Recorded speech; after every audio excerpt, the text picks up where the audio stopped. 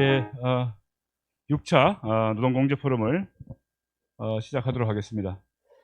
오늘은 그 대단히 귀중한 분을 모셨습니다.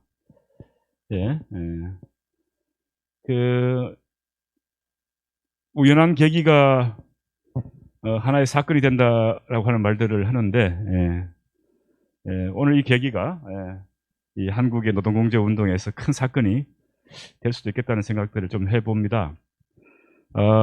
한국에서도 노동운동을 하셨고, 그러니까 미국에 가서도 이제 워크센터 등등 그 미국에서도 노동운동을 쭉 하시면서 지금은 또 대학에서 그 학생들을 가르치고 계시기도 합니다. 지금 잠시 사실 한국에 나오셔가지고 한국의 어떤 사회적 경제를 정리하고 그것을 미국에 또 소개하는 그런 미션을 가지고 있었는데, 저희들과 만나게 돼서 저희들도 상당히 기쁘고, 또 미국의 어떤 사례들을 또 저희들이 듣게 되어서 저희들한테 더욱더 소중한 그런 자리가 될 것 같습니다.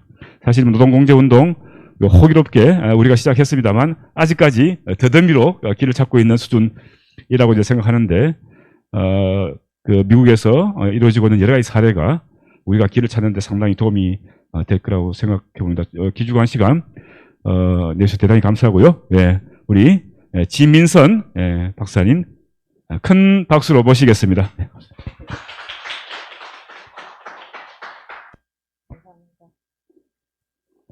예, 안녕하세요. 저는 지민선이고요. 소개해드린 것처럼 저는 미국에서 조직 활동을 많이 했고 한국에서도 야학 운동하고 노동 운동하고 이러고 간신히 졸업해서 미국 간 케이스 뭐 이렇게 되는데요. 일단 오늘은 제가 공제 운동하고 그거를 미국의 노동 운동 측면에서 어떻게 보고 있는가에 대해서 제가 강의를 할게요. 근데 제가 웬만하면은 보통 강의할 때 막 사람들한테 다 같이 막 어떻게 생각을 하시냐 막 항상 이렇게 주고받는 식으로 하다가 지금 딱 유튜브에 이거 한다 그러니까 제가 쫄았거든요. 그래서 일단은 그거 상관없이 한번 좀 궁금해요. 어떤 분들이 여기 이 공제하고 노동운동에 대해서 관심이 있는지 일단은 한 번씩 돌아가면서 간단하게 좀 소개를 저한테 좀 해주시겠어요? 먼저 첫 번째 줄.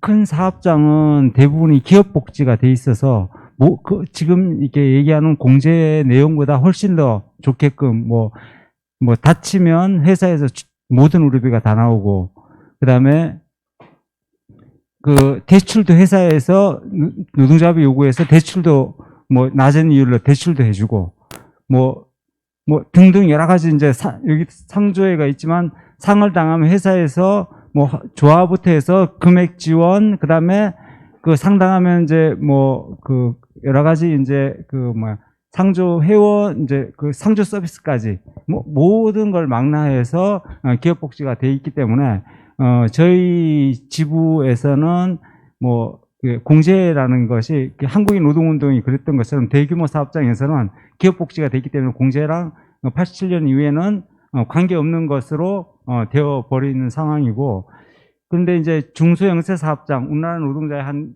1,500만, 2,000 거의 한 80% 이상을 차지하는 데는 기업 복지가 거의 없고, 거기를 이제 조직해야 되는데 거기 조직률이 한국에서는 0.2%, 3% 정도 수준밖에 안 되는 상황이고, 이 부분을 조직하기 비정규직이나 한국 사회 대부분의 노동자를 조직하기 위해서는 공제라는 무기를 통해서 노동자 스스로 하는 것이 굉장히 중요하고, 이것이 노동운동이 나갈 방향이다. 물론 이제 대규모 사업장은 다 조직화되어 있고 기업복지로 되어 있으니까 나머지 노동자 한 85%의 노동자를, 한국의 노동자를 조직하기 위해서는 공제가 유력한 무기가 될 수 있고 노동자 스스로 할 수 있는 부분이기 때문에 저는 이제 한국 사회에서 노동운동에서는 굉장히 중요한 부분이라고 생각하고 있고, 역사적으로 보면 1920년에 조선노동공제가 만들어졌는데 예, 그때도 공제부터 시작을 했는데 그것이 원산 지부에서는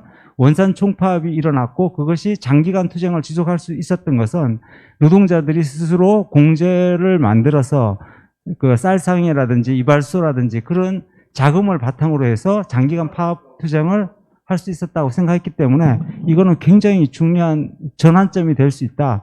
87년 이후에 30년 노동운동을 결산하고 새롭게 나가기 위한 전환점이 된다고 생각하기 때문에 참여하게 되었습니다. 아, 네. 감사합니다.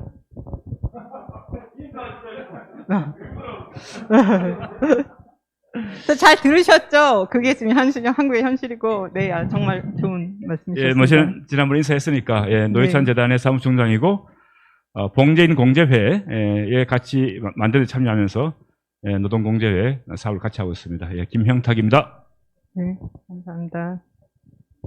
예, 저는 권리체크 유니온 위원장 한상균입니다. 예, 공제에 대해서 오늘 많이 배우러 왔습니다. 반갑습니다.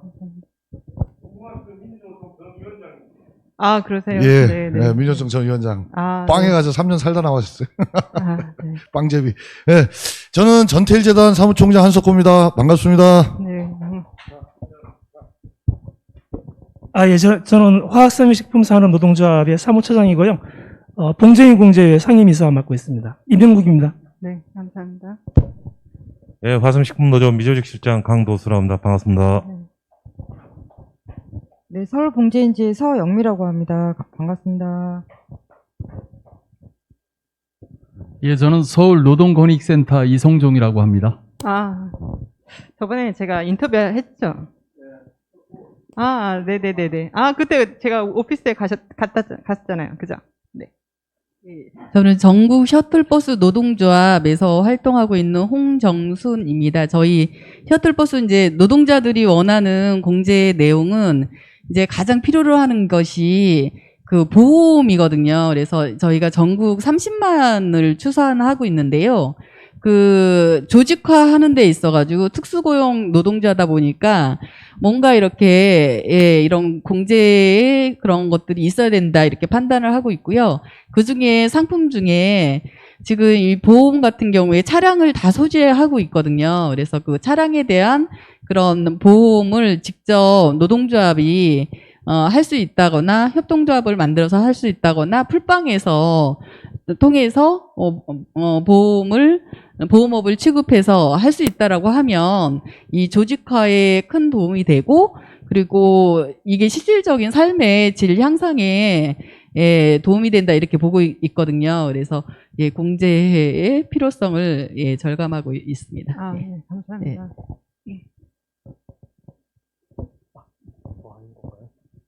자기소개. 네, 안녕하세요. 늦게 와서.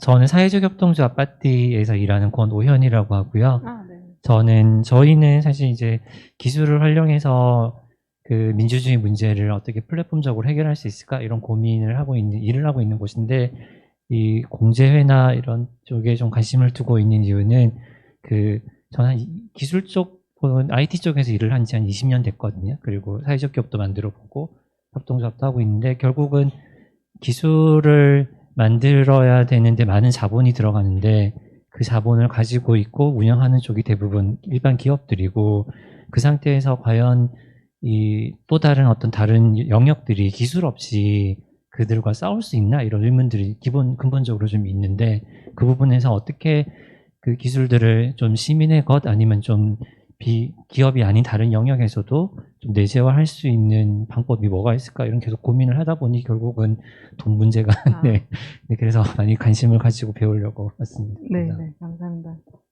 최근에 쓰신 글 제가 읽어봤거든요.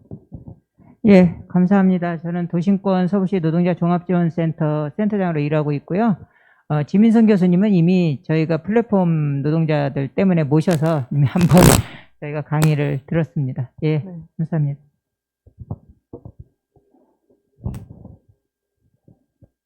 안 보이셔서.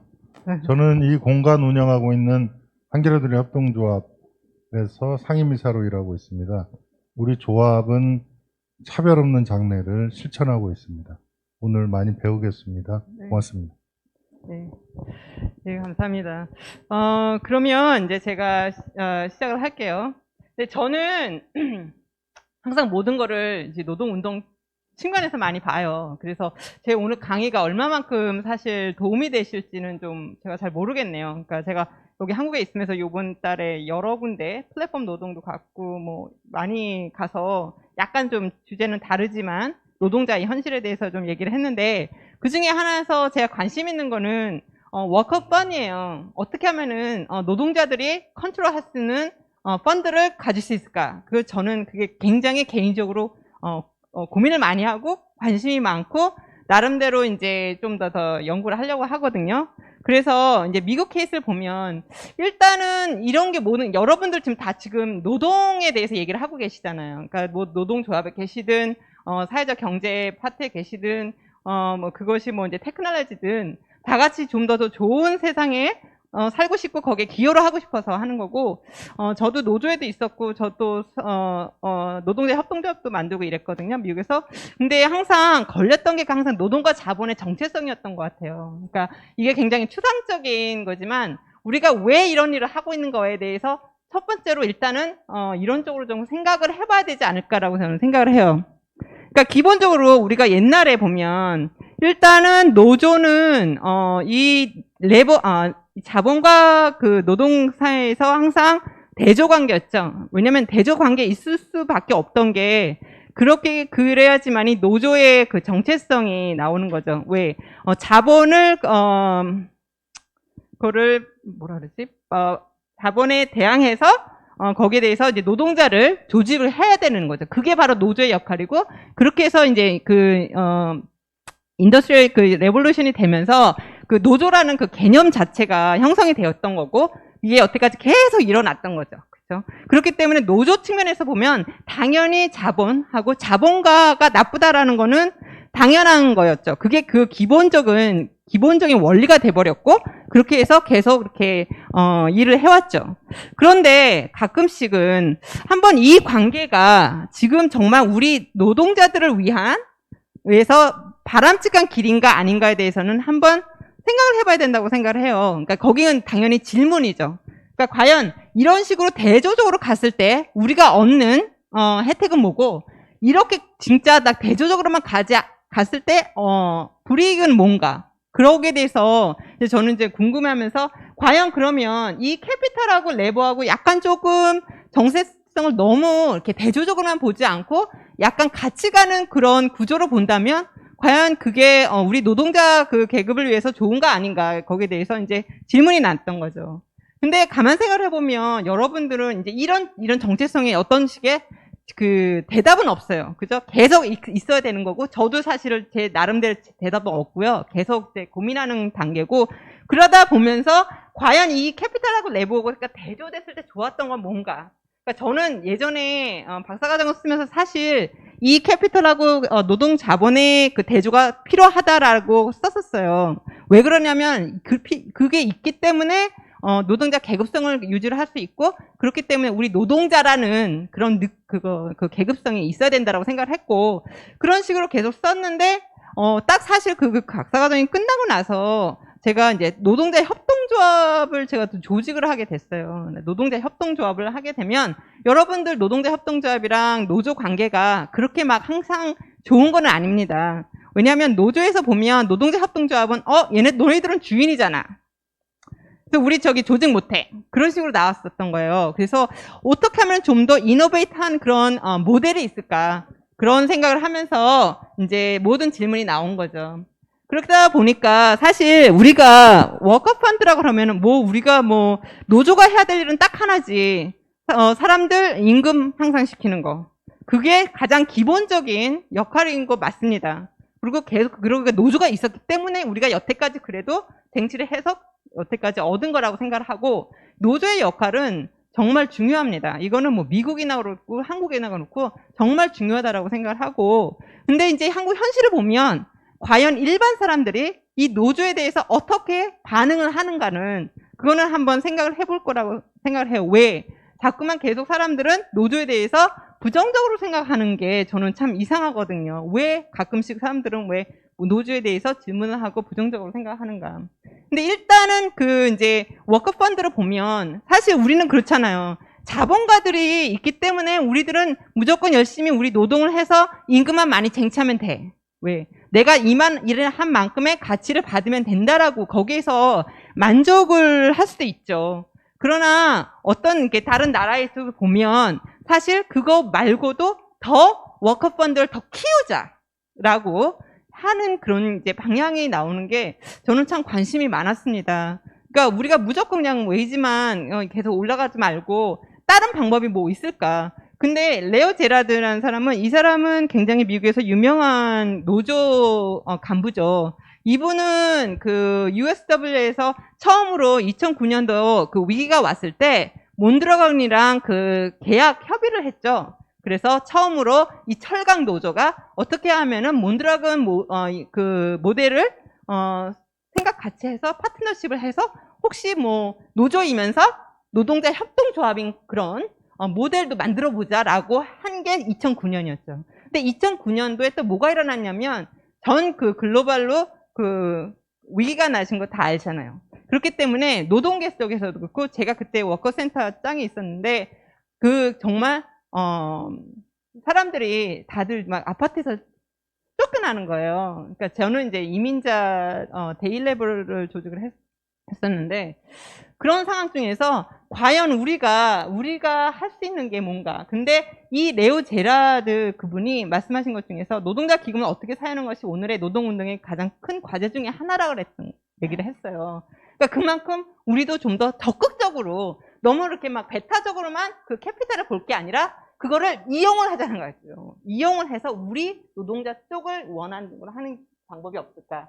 가장 뭐 여러분들 다 아시다시피 까하 라브랄은 이거는 이제 몬드라곤이 처음에 이제 그 신부님이 창설을 했을 때 1956년도에 했을 때 그러면서 우리 노동자들을 위한 그 기금을 만들었죠. 근데 지금은 여기 스페인에서 가장 큰 그 워커펀드 중에 하나입니다. 그만큼 규모가 엄청나게 커졌죠. 그러니까 이게 이제 뭐 몬드라곤 사람들 거기 사람들만 도와주는 그 펀드가 아니라 뭐 거기 전체 다른 스페인 그 사람들 조그만 그런 영세 자업 뭐 그런 사람들도 도와주는 그런 단체로 막 그 엄청나게 중요하죠.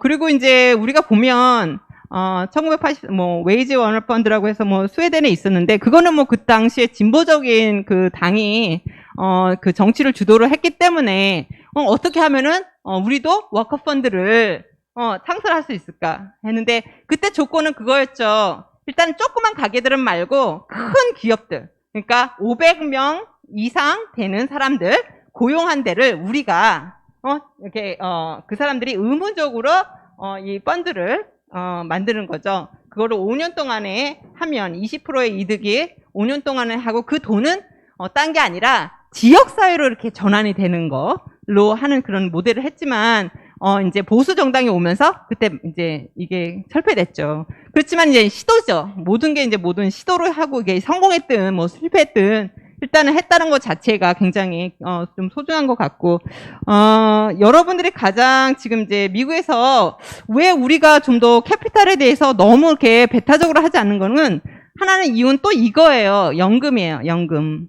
우리는 세계적으로 지금 가장 큰 그 국민의 연금이 엄청나게 커가지고 있거든요. 근데 사실은 그 노조에서 하는 그 연금이 모든 그 투자가 어디로 가냐면 모두 보수적인 그런 정책이라든가 이런 그런 주식 쪽으로 가니까 사실은 그게 누구의 돈이냐면 그거는 노동자들의 연금인데 사실 이걸 다 알아보면 더 쓰여 있는 데는 정말 막 노동자를 싫어하고 막 박대하는 그런 회사들한테 갈 수 있는 그런 상황이 많이 되는 거죠. 그래서 일단은 이제 생각을 해본 게 그럼 우리는 어떻게 하면은 이 연금을 이용을 할 수 있을까? 이제 그게 이제 질문으로 나온 거죠. 저는 그렇고 아까 그 캐나다의 경우는 이거는 여기 제가 한국에서 강의했는데 저보다 더 많이 아시더라고요. 워낙에 캐나다 펀드는 크웨 펀드는 모든 나라에 솔직히 말해서 이상형 기금인 것 같아요. 그러니까 한국도 그렇고 우리 미국에서도 똑같이 맨날 이 얘기해요. 어떻게 하면은 이런 식으로 캐나다 펀드를 솔리데리티 펀드를 할 수 있을까? 근데 뭐 그쪽은 보면 워낙에 그 역사적으로 퀘벡이라는 그 공간이 그 지역이 굉장히 똘똘 뭉친 지역이래요. 그래가지고 오죽하면은 이제 캐나다가 아니라 다른 나라, 인디펜던한 퀘벡이란 나라를 만들자라고 할 정도로 사람들이 그 지역에 대해서 특히 그 이제 잡 위기가 왔을 때 엄청나게 사람들이 다 같이 모여서 서로 도와주는 그런 과정에서 그 레버 페더레이션이 나와서 1983년에 만든 기금이죠. 그러니까 그만큼 정치적 상황이 좀 다른 나라랑 틀리죠. 그러니까 미국같이 막 이렇게 헐렁하고 막 크고 별로 이렇게 막 뭉치지 않고 이런 데서 과연 이런 기금을 마련할 수는 없죠. 그러니까 그만큼 몬드래곤도 그렇고 여기 퀘벡의 그 자체 내에서 엄청나게 진보적인 그런 사람들이 많기 때문에 이런 정책도 나올 수 있지 않을까 생각을 합니다. 그러니까 일반적으로 뭐 이것 때문에 사실 지금 뭐 1년에 막 $800 million 투자가 된다니 어마어마한 그런 투자금이 지금 이제 지역을 위해서 쓰는 거죠. 그러니까 결국은 그거잖아요. 그러니까 사실 우리가 노동 문제라 그러면 노동 그 조합원의 혜택만을 원하는 게 아니라 어떻게 하면 좀 더 그거를 좀 더 큰 그 사회적 운동으로 전환시키는가 거기에 대해서 항상 고민을 해야 되는데 솔리데리 펀드는 가장 아이디얼한 그런 펀드로 이제 뜨게 된 거죠. 그러니까 그만큼 이제 기본적으로 보면 그래 우리도 지역사에 대해서 좀 더 공헌을 하자. 그러니까 여러분도 아시다시피 노동 문제에서 맨날 그 비판이 뭡니까? 그거잖아요. 노조 그 멤버들에 의한 그 혜택만 주지 다른 큰 그 전체적인 사회적 그 현실을 안 본다라는 그런 비판이 미국에는 되게 많고 여기는 어떨지는 잘 모르겠지만 그런 비판을 했을 때 특히 이제 솔리데리 펀드 같은 경우는 엄청나게 그거를 이미지를 바꿔버리는 거죠. 왜? 우리도 이만한 그 연금하고 이런 건으로 그 지역사회에 기여를 할 수 있다라는 거죠. 그럼 만약에 생각을 해보세요. 그러니까 지금 막 플랫폼 노동자들 만약에 여기 우리 한국에도 지금 펀드가 있었더라면 아까 그 말씀하신 특수 고용자들 굉장히 가장 지금 열악한 상황에 있고 그다음에 봉제 공장에 계시는 노동자분들 그런 식으로 영세업자들한테도 도움이 될 수 있는 그런 펀드가 있으면 얼마나 좋을까요? 그죠? 그러니까 이제 제가 나중에 설명을 드리겠지만 미국에서 지금 그 코로나가 터지면서 모든 이런 그런 그 질문이 다 이제 쏟아져 나온 거예요. 그런 와중에 생긴 게 뮤추얼 에이드 공제회 운동입니다. 그렇기 때문에 공제회 운동은 항상 뭐 예전부터 있었고 근데 이제 제가 이제 이거 안 나와? 오케이. 그래서 이제 미국의 역사를 간단히 보면은, 일단은 그 탭트 할리 액이라고 해서, 그러니까 참 저는 되게 제가 존경하는 그 노조 분이 있어요. 근데 그분이 그 유나이스 마인 워커, 그러니까 그 뭐라 그러지? 상관? 광부 노조 하시는 분인데, 1940년도, 30년도에 얼마들의 광부들의 일이 힘들잖아요. 그랬을 때, 루이스가 와서, 만든 게 요구를 했죠. 그 고용자한테, 우리가 이렇게 열심히 일을 하는데, 그러면 우리가 할 때, 그걸 뭐라, 채광이라 그러나? 그걸 할 때 나오는 거를, 얼마씩 우리한테 이렇게 따로 그걸 줘라. 그렇게 그렇게 요구를 했었어요. 1940년도에. 그랬을 때 그 회사에서, 그래. 왜냐면은 그렇게 하자. 그러면은 거기 그 처강에서 나오는 돈이 그러면, 우리 노조에서 관리를 할게. 그래서 그때, 루이스의 그 요구에 따라서, 고용자들이 예스 했죠. 그래서 했던 게 뭡니까? 이게 커진 거예요. 이 워커 펀드가 만들어졌던 게 커지고 해서 그 광부의 노조가 은행까지 사게 되는 그런 일이 이제 생겼죠. 미국에서. 그러고 나니까 이 탭트 할리가 액이 나온 거예요. 왜? 그게 너무 무서웠던 거예요. 예전에는 노동자들은 그냥 임금 투쟁만 했었는데 이제는 우리가 조금씩 했던 그 기금을 운용을 하고 거기에서 나름대로 이제 막 건물도 사고 은행도 운영을 해서 그 운영을 하면서 광부들한테 더 좋은 혜택을 주는 거예요. 그러니까 그만큼 노조의 역할이 넓어지니까 이 사람들이 되게 이제 무서웠던 거죠. 이렇게 노조를 계속 크게 할 수가 없다. 그러면은 막아야 되는 게 이 법이었죠. 그러니까 그 이제 법이 하는 게 간단히 말하자면은 결국은 회사가 기금은 하는데 보태줄 수는 있어요. 근데 절대로 노조가 그거를 운영을 못하게 했어요. 그 기권을 뺏은 게 이 법입니다. 그렇기 때문에 이 역사가 얼마나 참 험악했는지 알 수 있죠. 그러니까 그건 싸움이잖아요. 어떻게 내 기금을 우리가 워커가 컨트롤할 수 있는가에 대해서 싸움을 막은 게 이 법인데, 이 법으로 인해서 그 이후에 1947 이후서부터는 항상 고민이고 힘들었던 거죠. 미국 그 노조 쪽에서 보면은.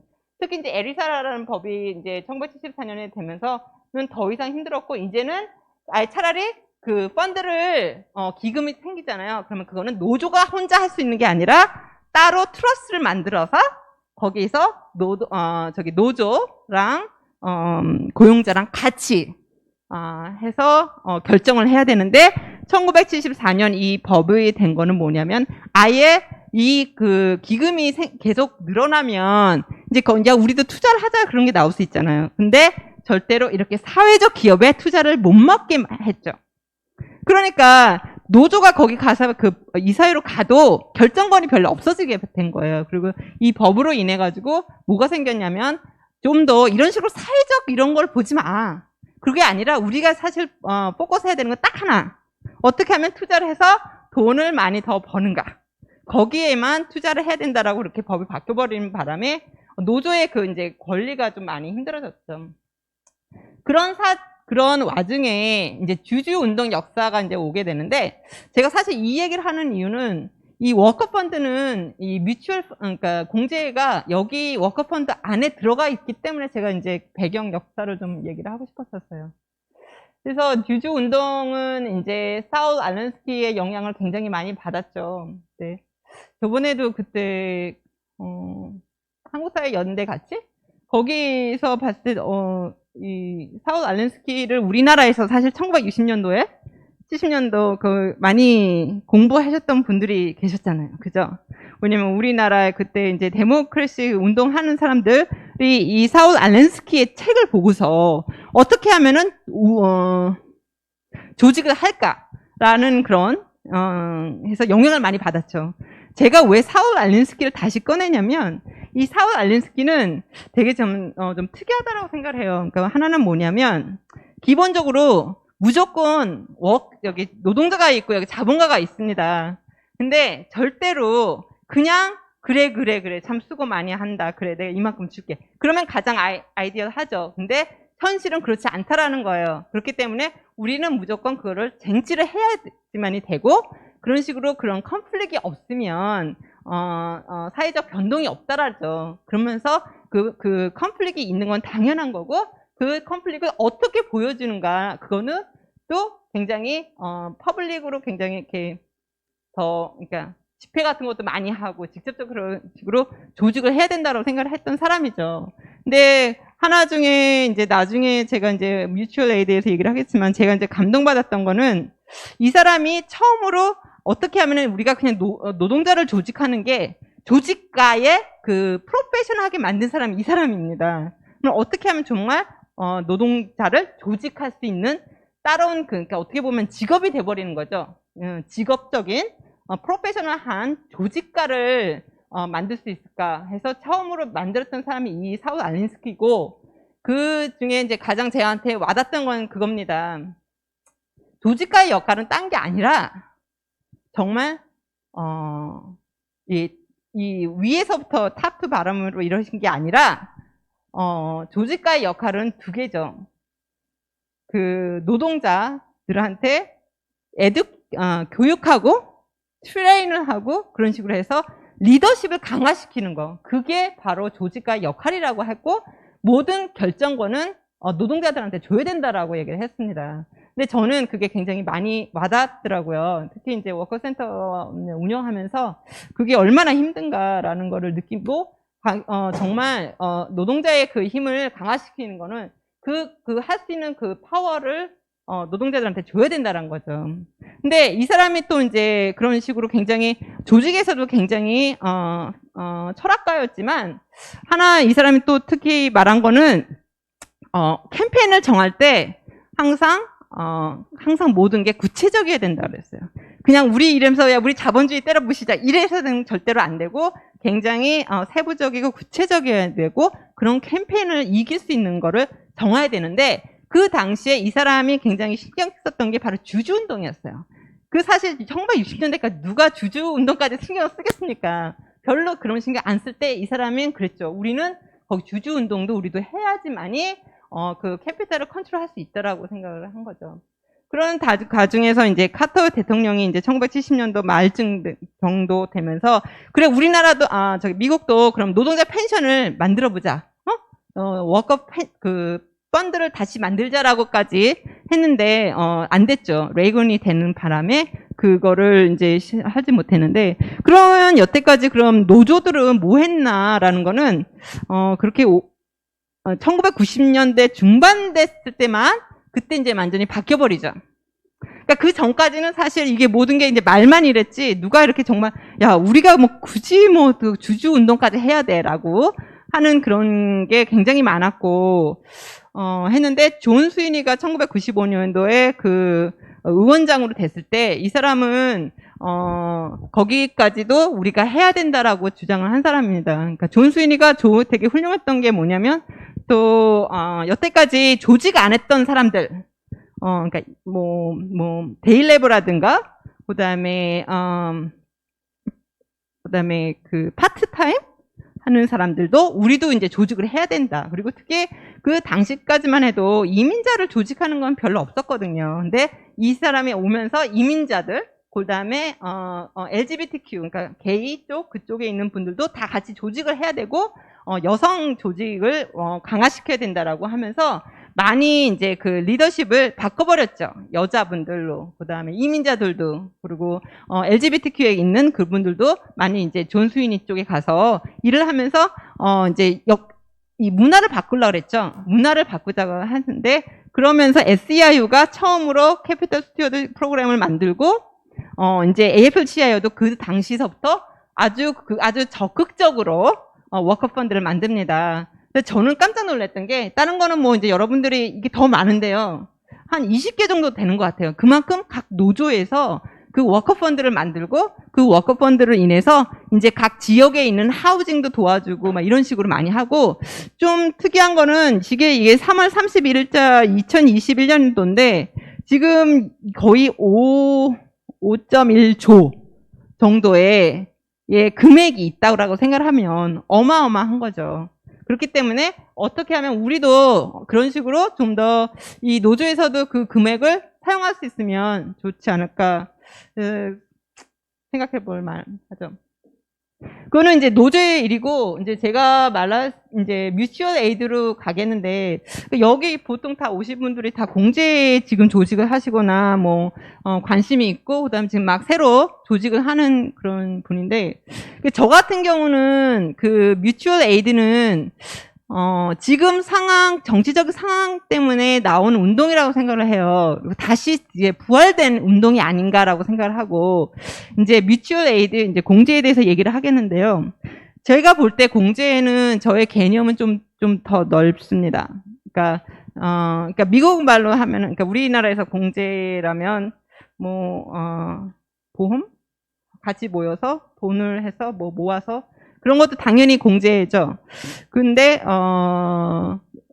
그게 좀 더 넓을 수 있는 거는 굳이 돈만이 아니더라도 서로 모여서 서로 돕고 이러는 것도 그 안에 그 뮤추얼 에이드로 들어가지 않을까 싶은데 그게 이제 서비스가 됐든 그게 음식을 서로 나눠주든 간에 가장 기본적인 그 원리는 상호 부족 서로 돕는 거 거기서 나왔다라고 생각을 하는데 가장 저는 좀 특이했던 게 뮤추얼 에이드라는 그 어펙터 에볼루션이라는 책이 있는데 여기서 굉장히 그 공제 운동이 영향을 되게 많이 받은 것 같아요. 여러분들이 지금 가지고 있는 거기는 없습니다. 제가 오늘 아침에 이거를 집어넣어가지고요. 없는 거 죄송하고요. 일단은 이제 이 사람이 그 피터 포티킨이라는 사람인데 중요한 거는 이 사람이 생각하는 이 사람은 러시아 그 무정부주의자면서 철학자였고 그 다음에 또 생물학자이기도 하고 했는데 이 엄청난 유명한 책을 썼죠. 근데 이 책에서 말하는 그 핵심이 뭐냐면 보통 우리가 생각하면 캐피탈리즘이라든가 보통 생각하면 다 다윈이즘이잖아요. 그러니까 모든 게 경쟁이 사실은 여태까지 그 진화의 원인이 됐다라고 얘기를 하는 거죠. 그죠? 왜? 내가 살아남아야 되니까. 내가 살아남아야 되는 그런 싸움 속에서 계속 이렇게 진화가 일어났다. 라고 했죠. 그래서 이제 우리는 다 거기에 대해서 굉장히 당연하게 생각을 하고 있는데, 근데, 크로포트기는 좀 틀리게 생각을 했어요. 이 사람은 사실, 그걸 완전히 그 경쟁을 완전히 그 무시하는 게 아니라 더 중요했던 여태까지 진화의 원인은 사실은 경쟁이 아니라 상호무조 협동 연대 그리고 인간이 진하게 된 거는 그 바로 연대가 있었고 서로 도와주는 그런 마음이 있었기 때문이다라고 얘기를 하는 거죠. 그래서 굉장히 공제의 예를 많이 들었고 특히 뭐 다윈처럼 뭐 그런 식으로 뭐 너를 죽여야지 내가 산다 이런 게 아니라 뭐 개미를 봐더라도 그다음에 새들을 보더라도 사실은 서로 상호 이렇게 협조해서 그래서 그 진화가 되는 케이스를 많이 있다라고 얘기를 하는 거죠. 그래서 생물학자로서 그런 예의를 보면서 이 사람이 이제 말했던 가장 유명한 그 코테이션이 그거죠. 상호 원조는 각자의 가장 큰 안전, 최고의 생존을 보장하는 확실한 수단이라라고 얘기를 한 거죠. 그러니까 그만큼 근데 특히 이제 사상적으로 봤을 때 좀 더 진보적이라고 제가 느끼는 거는 사실은 이렇게 상호 원조가 있기 때문에 우리가 사회주의로 나갈 수 있다라고 본 거예요. 그게 사실은 사회주의로 가장 나갈 수 있는 그 첫 걸음은 바로 서로 돕고 뭐 이러는 거다. 근데 일단은 공제 그 자체 운동을 보면 역사가 사실은 그 나이트 오브 레버라는 그 아주 가장 처음의 형태의 그 노조 미국에서 있던 거랑 똑같습니다. 그러니까 처음에 처음 미국에서 노조가 생겼을 때 그 시조가 사실은 나이트 오브 레버라는 데인데 여기 운영 방식이 딴 게 아니라 공제회였어요. 그래서 처음으로 이민자들도 받아들고 여자들도 있었고 정말 이렇게 보통 사람들이 다 조직할 수 있는 건 다 조직할 수 있게끔 했는데 기본적인 그 원리가 그 뮤추얼 에이드였다라는 얘기예요. 그러니까 서로 그렇게 도와주는 거를 해서 그런 게 있었기 때문에 700,000 멤버까지 급속하게 됐죠. 그러니까 이게 처음에는 이렇게 비밀단체식으로 됐었대요. 그러니까 그랬는데 계속 이렇게 사람들을 이 공제로 이제 엮었죠. 계속 공제로 계속 조직을 하다 보니까 너무 커져서 나중에는 더 이상 이렇게 비밀단체는 될 수 없었고, 그때 이제 나오게 된 거죠. 그런 이제, 노조와 연관은 바로 그렇게 되면서 어떻게 하면 그 공제랑 좀 더 연관이 될 수 있을까 그런 건데, 또 역사로 보면은 그 1700년도에 1787년도에 그 미국에서 그 노예 해방을 위해서 사람들이 같이 모여서 돈을 모았죠. 그래서 그 노예를 해방시키기 위해서 쓴 공제가 굉장히 그 초점 기본이 된 거죠. 그러니까 그만큼 이제 그런 노예 해방의 그런 목적을 위해서 이렇게 공제가 많이 만들어졌고 그 대공황 이전에는 무조건 이런 식으로 우회 조합이라든가 이런 식으로 사람들이 많이 모여졌죠. 근데 대공황이 끝나고 이제 뉴딜이 오면서 좀 더 이제 정부가 주로 이제 주도하는 그런 웰페어 프로그램을 만들면서 그때 이렇게 우회 협동조합 이런 식은 많이 줄어들었죠. 하지만 그 정신은 계속 있었던 거죠. 그러니까 특히 그거를 정신을 계속 유지했던 사람은 다른 게 아니라 가장 가난하고 없던 그 이민자들이 많이 했어요. 그래서 1999년도에는 1900년도에는 뉴올리언에서 135개의 그 공제회가 있었 정도로 어마어마하게 활발하게 했었고 특히 1960년도 이후에는 뭐 흑인 인권 운동으로 해서 여러분도 알다시피 뭐 블랙팬더 프로그램이라고 파티가 있었는데 거기서 이제 가장 그 아주 진보적인 그런 이상주의적인 그런 파티였지만은 당이었지만 거기서 했던 것 중에 하나가 그 공제를 이용해서 음식을 없이 그냥 다 사람들한테 2만 명 정도 아동들을 위해서 그 프로그램을 꽤 오래 했죠. 그러니까 그런 식으로 이제 1960년도에는 이제 이런 식으로 공제가 사용됐고 1970년대 가면 이민자들이 굉장히 공제를 되게 많이 만들어요. 그러니까 모든 이민자라고 생각하면 다 공제는 있을 겁니다, 미국에. 그래서 저는 좀 특이했던 게 특히 아프리카라든가 그다음에 라틴 아메리카 남부 쪽에서 남미 쪽에 있는 사람들은 이 공제를 만들어서 뭘 하냐면 우리 마을에 지금 위급차가 아무도 없어. 그래서 누가 아프면 병원을 데려갈 수가 사람이 없는데 그러면 우리가 여기서 공제를 만들자.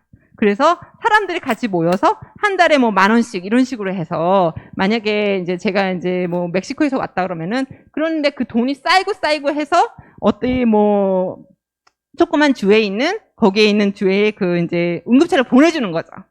그런 식으로 이 공제들이 엄청난 역할을 한 거죠. 특히 미국에서는 이민자들 공제는 특히 그 나라의 경제를 살릴 만큼 굉장히 큰 역할을 했다라고 합니다. 그리고 이제 1980년도에는 계속적으로 이제 푸드나 밤이라고 해가지고 특히 이제 뭐 전쟁 같은 거 뭐 이라크 거기에 전쟁에 반대하면서 이제 많은 사람들이 이렇게 기본적으로 서로 모여가지고 했던 거고요. 그래서 이제 요거 2000년, 20년 뭐까지는 제가 나중에 지금 올해로서 그 미국에 50개 있던 공제가 이게 3월 통계거든요. 근데 800개로 5월까지 800개로 이게 증가를 했어요. 근데 그 이유는 뭐냐면 코로나 때문입니다. 그러니까 코로나로 인해서 사람들이 굉장히 직장을 잃고서 많이 힘들어했기 때문에 어디서 뭐 누가 이렇게 한 게 아니라 이렇게 이웃끼리 같이 모여서 공제를 만들거나 아니면 뭐 이민자 조직끼리 같이 그냥 자발적으로 모여서 이런 펀드를 만든 거죠. 펀드를 만들면서 이제 힘든 사람들 많이 도와주고 특히 이제 유명했던 거는 그 미국의 그 언다큐멘티드 워커라 그래가지고 불법 체류하는 사람들 있죠. 그분들이 이제 자식이 태어나잖아요.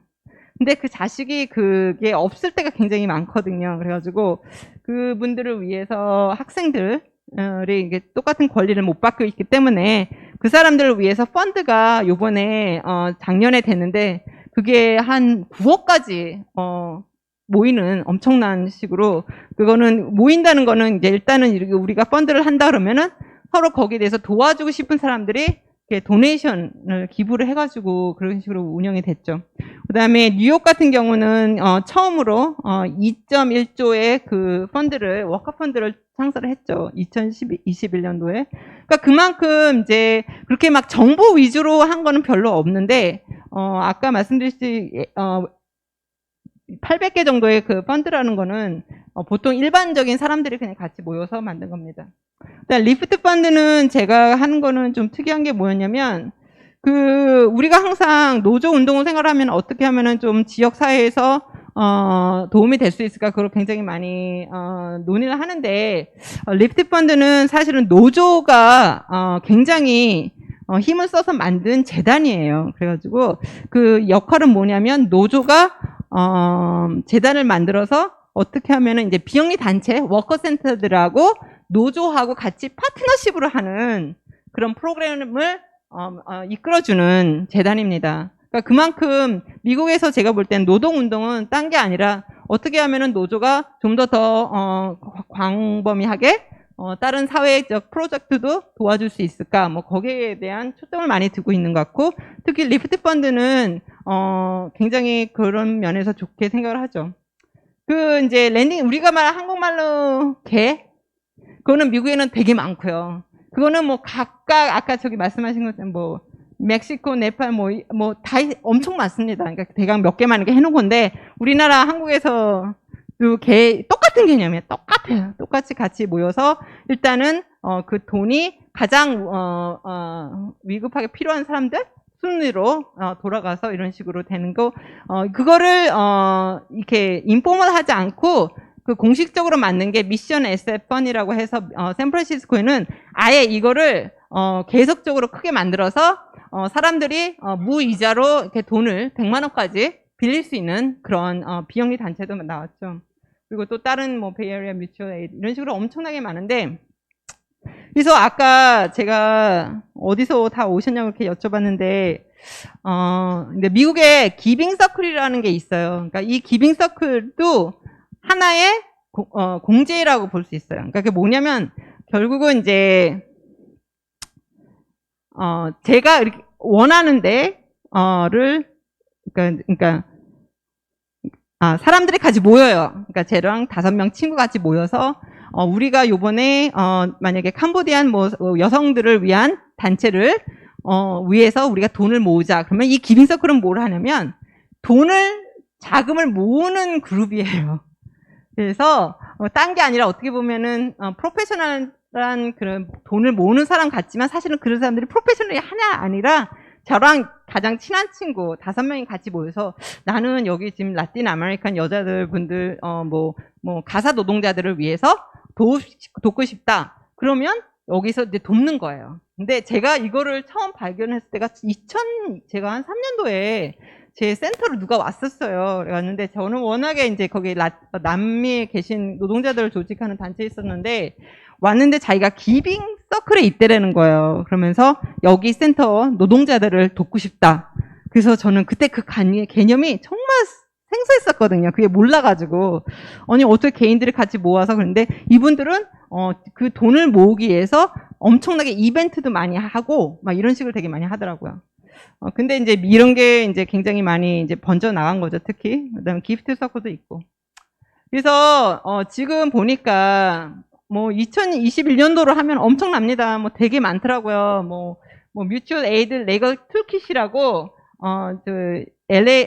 캘리포니아에 있는 그 법적인 그 센터에서도 그 키트를 만들 정도로 그러니까 어떻게 하면은 좀 더 그 뮤추얼 에이드 그룹을 더 많이 만들 수 있을까, 이런 식으로 이렇게 책자도 나오고 있고요. 그리고 이제 각 도시마다 굉장히 많은 이제 자금들이 지금 모아지고 있죠. 그러니까 뭐 세인루이스 같은 경우는 뭐 4억까지 모으고, 그다음에 캘리포니아 뭐 있을 때도 그렇고 뉴욕도 그렇고, 그러니까 각 도시에서 이렇게 이웃마다 동네마다 이런 게 있다라고 생각하시면 돼요. 그러니까 800개라는 게 딴 게 아니라 그 정도로 굉장히 소셜 미디어를 사용을 해서 조직을 해요. 근데 특히 미국 같은 경우는 제가 볼 때는 크라우드 펀딩이 굉장히 많이 발달을 했잖아요. 그렇기 때문에 크라우드 펀딩을 또 사용을 해서 그만큼 펀드를 되게 쉽게 만드는 것 같더라고요. 그래서 이제 제가 다시 이제 노조 얘기로 돌아가자면, 그러니까 우리가 항상 그런 거죠. 그러니까 저도 그렇고 이제 노조 운동이 어떻게 하면 더 발전을 할 수 있을까라는 그런 고민을 다 여러분 하신다라고 생각을 하고, 어떻게 하면 또 노조가 사회적 경제까지도 도울 수 있는 그런 그룹이 됐으면 좋겠다라는 생각도 많이 하는데, 일단은 노조의 그 원리 아까 말씀드렸듯이 그 캐피탈하고 자본하고 노동가의 그런 그런 관계 속에서 일반적으로 우리가 생각하는 그 노조의 역할은 두 개를 보는 거죠. 하나는 도구적으로 보는 거예요. 그러니까 그거는 뭐냐면, 어떻게 보면은 사실 노조가 있는 거는 내 멤버의 혜택을 주기 위해서 존재하는 거예요. 그러니까 그거는 노조뿐만이 아니라 똑같아요. 그러니까 어떤 이런 각각의 단체가 있는 게, 이거는 내가 이렇게 서비스를 공유를 하면 내가 받는 게 있거든요. 그죠? 그렇기 때문에 항상 이게 뭐 도구적으로 내가 좋은 급여, 그다음에 복리, 뭐 안전, 뭐 직업 안정을 위해서 이렇게 하는 식으로 이렇게 도구적으로 멤버들을 볼 수도 있는 거죠. 근데 사실 뮤추얼 에이드 로직으로 보면 좀 다르죠. 그러니까 지금 이제 저번에도 제가 어디 딴 데서 얘기를 했는데, 왜 이런 이런 공제 같은 운동이 다시 나오는가에 대해서 한번 생각을 해봐야 된다고 생각을 해요. 왜 뮤추얼 에이드가 지금 막 뜨는 거죠? 한국에도 그렇고 미국에도 그렇고.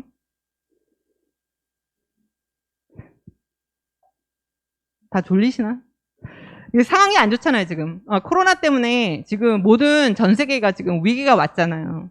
그랬을 때 다시 많이 나오는 게 결국은 뮤추얼 에이드였던 거예요. 그러니까 공제식으로 우리가 사실은 무슨 역할을 하든 간에 다시 예전에 기본적인 그 정신으로 돌아가야 된다는 얘기예요. 그러니까 아까 그 나이트 오브 레버라는 처음 그 정말 진짜 노조가 있기 전에였던 그 조직단체가 공제로 시작을 됐고, 우리 한국도 아까 말씀하신 것처럼 조선공제가 1920년대에 나왔을 때도 그런 개념이었잖아요. 그랬고, 그게 이제 당연히 노조에서 바로 이제 했었고, 그러니까 일단은 우리가 노조 생각했을 때 다시 그 예전에 그 서로 도와주는 그런 정신력으로 가지 않으면 앞으로의 그 노조의 운동은 굉장히 한계점이 많다라는 거죠. 그러면 이거를 어떻게 하면은 좀 더 고조시킬 수 있을까? 그런 것도 많이 생각을 하는데, 많은 학자들이라든가 사람들은 그 얘기를 하더라고요. 그러니까 일단은 노조가 기본적으로 너무너무 이제 이렇게 자본이 아니라 사회적 자본의 역할을 생각해야 된다는, 그거는 뭐냐면 네트워크를 더 넓혀야 된다라는 거예요. 그러니까 그게 노조를 이렇게 위에서 아래로 이렇게 탑투 바름으로 이렇게 조직을 하는 것이 아니라 그 노조원 자체 내에서 많이 역할을 할 수 있게끔 도와야 된다라는 거예요. 그러니까 이런 공제 같은 게 조직 자체도 차라리 뭐 탑도에서 이렇게 누가 프로페셔널하게 와서 이렇게 되는 것이 아니라 어떻게 하면은 이거를 좀 더 진짜 멤버가 적극적으로 활용을 해서 만들 수 있는가, 거기에 대해서 초점을 둬야 된다는 거죠. 그렇기 때문에 제가 보기에는 그렇습니다. 그러니까 노조에 지금 미국에도 굉장히 많이 뭐 공제는 많죠. 아까 말씀드린 그 워커펀드가 되게 많기 때문에 공제 자체는 굉장히 커요. 규모는 큰데, 제가 보고 싶은 거는 먼저 이것부터 얘기할게요. 그 정신인 것 같아요. 그러니까 제가 이제 공제 운동을 좀 이렇게 조사를 해봤더니 지금 미국에서는 이 뮤추얼 에이드가 어떤 식으로 보냐면, 물론 이제 돈을 모읍니다. 모아서 이렇게 서로 이제 힘든 사람 도와주고, 뭐 코로나에서 거기서 잘린 사람들 다들 이렇게 도와주는 식으로 하지만, 그 정신적인 그 근본은 어디서 나오냐면은 이 뮤추얼 에이드를 이용해서 좀 더 적극적이고 진보적인 노동운동으로 나간다라는 거예요. 그래서 노동운동을 여기 있고, 여기 공제는 여기 있는 게 아닙니다. 이 보면 전체적으로 포함이 되어 있더라고요. 그렇기 때문에 뭐 뮤추얼 에이드를 가볍게 보지 말고, 오히려 뮤추얼 에이드가 있기 때문에 좀 더 직접적인 민주주의를 형성할 수 있는 때가 바로 이때라는 거죠. 그러니까 그거는 무조건 이제 위기가 왔으니까 우리가 지금 어떻게 할 수 없어서 이런 상황도 있긴 하지만, 사실 항상 여러분도 그렇고 저도 그렇고 고민을 하는 거잖아요. 어떻게 하면 정말 진보적인 노동운동을 할 수 있을까 해서 뮤추얼 에이드를 뺄 수가 없다라는 거죠. 가장 그 근본적인 인간관계로 돌아가야 된다라는 거고, 이제 제가 뮤추얼 에이드 아티클을 읽으면서 누가 이 얘기를 하더라고요. 그 오클랜드 캘리포니아에 굉장히 유명한 아시안 그러니까 아시안 여성 조직하는 단체, 비영리 단체가 있어요. 그 단체 짱이 한국 사람이에요. 되게 오랫동안 하셨어요. 그러니까 1983년도에 이 단체를 조직을 했는데, 이름이 영신이라는 분이신데, 그분이 법대 끝나고 와가지고 이제 처음으로 1980년도 초에 호텔 노동자들, 그 다음에 그 봉제 공장에서 일하시는 분들을 조직을 했대요. 그 당시에는 아무도 없었죠. 누가 아시안 우먼들이 뭐 거기서 누구를 조직할까, 그때 꿈도 생각할 수 없던 그런 시기인데, 그 분이 해서 조직을 하면서 나름대로 계획이 있었대요. 뭐 나는 이렇게 하고, 우리 호텔 거기 가서 뭐 임금 투쟁 뭐 이런 것도 되게 많았어요. 그래서 이제 그 분들을 모아놓고서 자 이제 어떻게 할까 딱 그랬는데, 제일 그때 당시에 여성분들이 원했던 게 영어 교육이었대요. 그래서 이분은 조직가잖아요. 그래서 무슨 영어 교육이 왜 필요해? 지금 우리가 임금 투쟁을 해야 되고 이것도 해야 되고 더 중요한 게 있는데 왜 영어 수업을 해달라 그럴까? 근데 나중에 그걸 알고 봤더니 그건 뭐냐면, 그 일하면서 학대를 받았을 때 영어를 알아야지만이 내 권리로 말을 할 수 있고 내 불평도 말을 할 수 있다라는 거예요.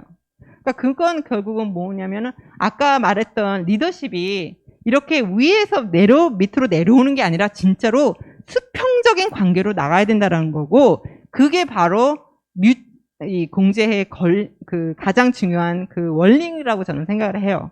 그렇기 때문에 좀 더 공제를 그냥 무조건 우리 다 같이 모여서 돈 모아서 뭐 이 계획도 있고 저 계획도 이런 게 아니라 정말 오히려 이 지금 위기를 사용을 해서 좀 더 많은 공제 운동을 펼치되 그 주인은 바로 그 멤버들이어야 된다라는 거죠.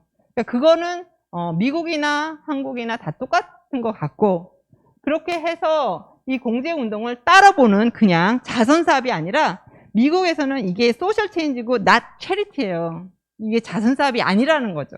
그러니까 그거를 우리가 좀 명확하게 명시를 하고 한다면 좀 더 큰 네트워크를 형성하지 않을까라고 생각을 합니다. 그래서 마지막으로 이제 저는 항상 아까 워커펀드도 얘기했고 뮤추얼 에이드도 얘기했는데, 결국은 물론 이제 우리는 자본 안에 들어가 있죠. 그렇기 때문에 노동은 항상 그 아웃사이드에 있는 것 같지만, 사실은 이렇게 노동연대라는 것은 이렇게 각각에 있는 게 아니라 이렇게 다른 노조도 그렇고 공제도 그렇고 협동조합도 그렇고 재단, 모든 이런 사회적인 개선을 원한다면 다 같이 일을 해야지 그때 노동연대가 일어나지 않을까 싶고, 우리가 자본을 너무 적대적으로만 보지 말고 오히려 더 효과적으로 더 적극적으로 이용을 해서 그게 노동자의 삶을 개선할 수 있다면 충분히 고려할 만하다는 거죠. 예, 그러면 저는 여기로 이제 마치겠습니다. 예. 이제 제가 말만 많이 했는데 질문이라든가 뭐 의견도 되게 많으실 것 같은데 뭐 아니다 뭐 그런 것도 많으실 것 같고, 자유롭게 얘기해 주세요. 미국에서는 큰 노동조합들이 이런 이 공제 또는 공제 운동에 어느 정도 결합이 되어 있나요? 그러니까 뭐 워크센터라든지 작은 데들 막 그렇게 할 텐데, 큰 노동조합들은 여기에서 어떤 관점 그리고 어떤 그 지원 이런 걸 하고 있는지 궁금해요. 네, 지금 모든 지금 조합 같은 경우는 노조에서는 공제를 지금 코로나 바이러스 때문에 팬데믹 때문에 되게 조직을 많이 하는 것 같아요. 왜 이유가 뭐냐면은 지금 일단은 노조 자체 내에 있던 그 펀드가 있기 때문에 그거를 이제 다시 이용을 해서 이제 노동자들을 이제 거기에 특히 위기에 와서 이제 불이익을 당한 사람들을 위해서 많이 쓰는 것 같고, 그렇기 때문에 웬만한 큰 노조는 다 지금 공제를 만들고 있는 걸로 알고 있어요, 제가. 그러니까 그만큼 아까 지금 800개가 사실은 이거보다 더 많대요. 근데 그 뮤추얼 에이드 헙이라는 네트워크 그 센터가 있어요. 거기서 이렇게 일일이 통계한 것만으로만 800개였으니 어마어마한 지금 늘어나고 있거든요. 그렇기 때문에 노조에서 특히 코로나로 인해서 영향받은 사람들을 위해서 주로 펀드를 만드는 것 같습니다. 지금은. 그렇기 때문에 그게 좀 특별한 상황이라 그럴까요? 그러니까 이 코로나 때문에 사람들, 그러니까 이쪽 노조에서 하면 여기나 다 이제 하는 거죠. 근데 이제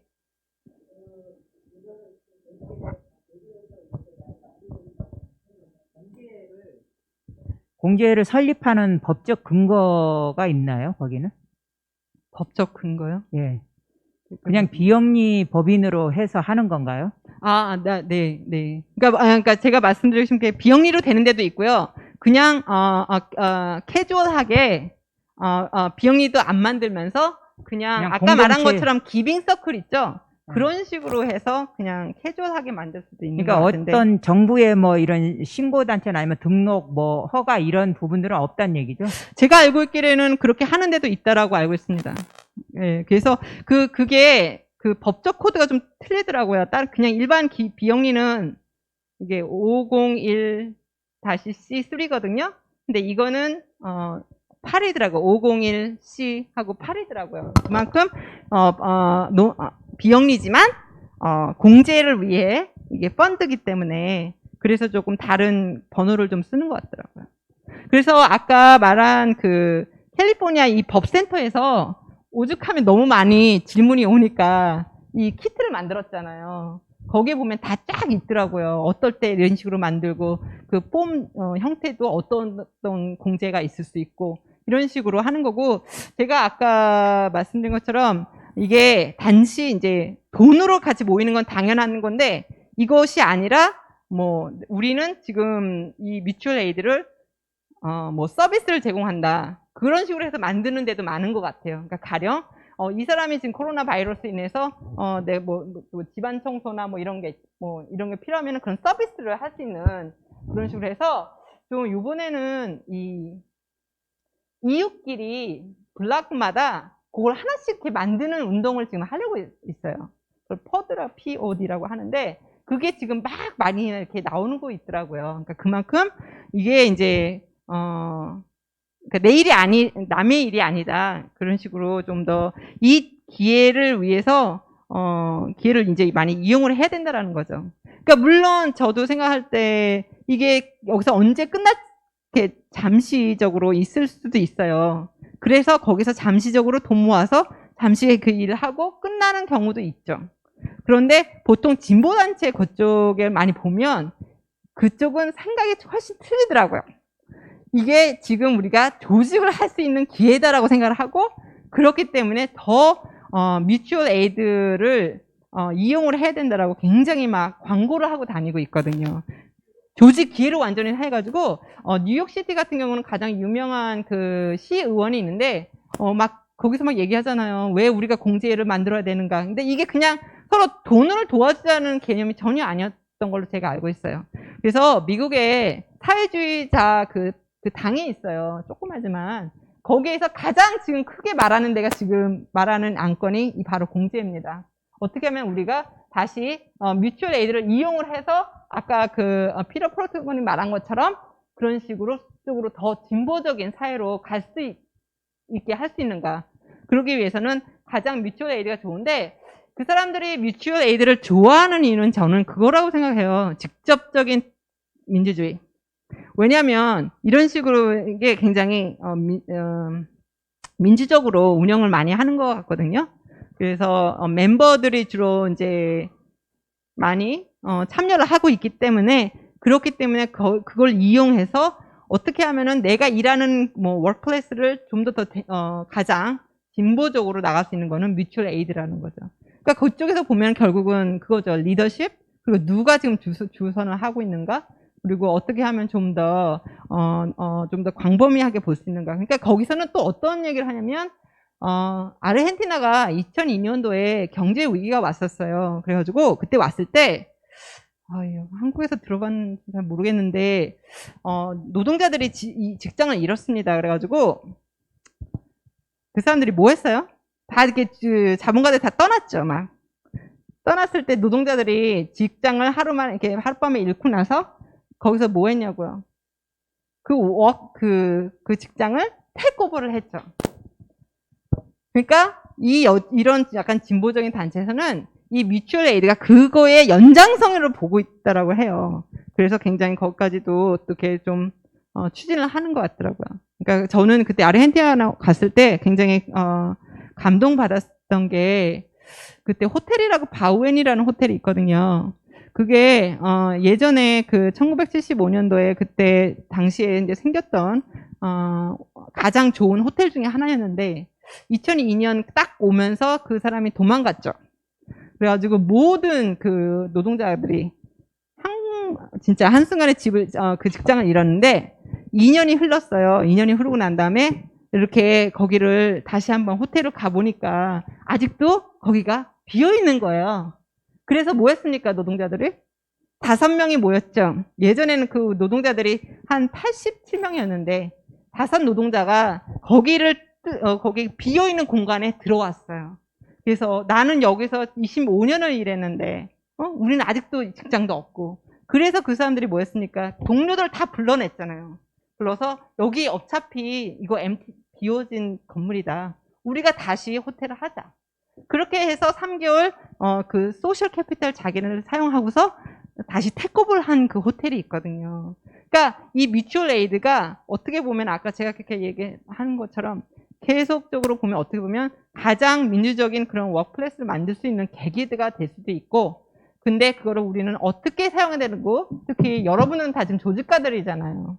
그러니까 정말 생각할 게 많은 것 같아요. 그러니까 조직가 있을 때 우리의 역할은 뭔가라는 거에서, 그리고 이 공제를 과연 어떻게 하면 좀 더 데모크래틱하게 만들 수 있을까, 그런 거에 고민을 한다면 뭐 미국이나 여기나 다 같이 좋은 해결책은 나오지 않을까 싶습니다.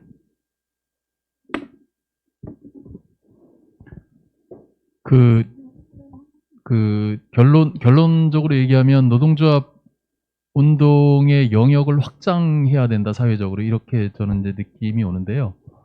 미국의 노동운동이 공제운동을 이제 이렇게 같이 결합시켜서 이렇게 쭉 확장하는 과정으로 이제 오늘 소개를 해주셨는데, 제가 아는 정보로는 미국의 노동조합 운동들이 협동조합 운동하고도 그렇게 배타적이지 않게 노조가 아무튼 협동조합 운동하고 협력하고 플랫폼 영역에서는 특히 또 더욱 같이 긴밀하게 협력하면서 활용도 하고 이렇게 하는 걸로 알고 있거든요. 네. 그런 것까지 좀 사례를 한두 가지 얘기해 주시면 도움이 될 것 같아요. 네. 제가 저번에 플랫폼 노동에 대해서 노동자 조직 상태를 좀 얘기를 했는데, 제가 사실 궁금한 거는 노조이면서 협동조합인 그 모델에 대해서 되게 관심이 많았거든요.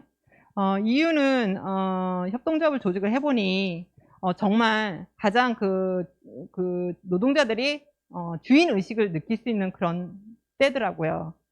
그런 거는 그래서 이제 저는 좋다고 생각을 해서, 그런데 노조는 어떻게 과연 볼까? 근데 가장 그 기본적으로 그게 흐름이 좀 더 적극적으로 바뀐 때는 그 2008년도였어요. 그러니까 그 전에도 굉장히 시도가 많았는데 2008년도에 그 글로벌 위기가 딱 오면서 아까 말한 레오 제라드라는 어마어마한 그 사람은 노조 리더죠.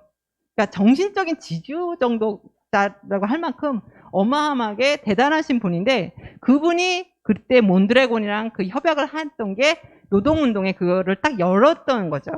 왜? 예전에는 그래 무조건 배타적으로 협동조합을 봤었는데, 사실 위기가 와서 봤더니 가장 그 쉽고 가장 좋게 사실 노동자를 조직했던 거는 노조가 아니라 협동조합이라는 거예요. 왜? 그런 거를 알고, 특히 지금 플랫폼 노동이 되고 모든 게 플랫폼 경제로 가고 있는 상태에서 노조가 과연 이분들을 조직을 하기엔 거의 힘들잖아요.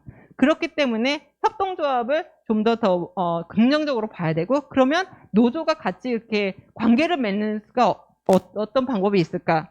그래서 지금 유니언 코업이라고 해서 엄청나게 그런 게 지금 미국에 많이 나오고, 가장 좋은 아이디얼 케이스는 그 홈케어 워커입니다.